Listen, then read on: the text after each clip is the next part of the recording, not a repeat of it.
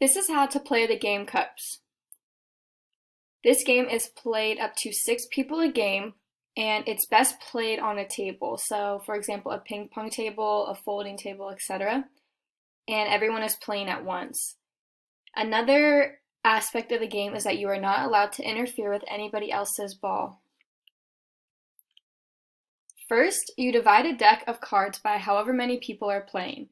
Then one person from each side flips their deck of cards, and your first goal is to get 2 in a row of a card. So, for example, 2 even cards, 2 odd cards, 2 sixes, 2 fives. And once you have the cards needed, you can then begin to bounce your ping pong ball into a cup filled with the liquid in the middle of the table. This is an elimination game, so you bounce the ball into the cup, and once you make it, you pull that cup out from the table and drink it.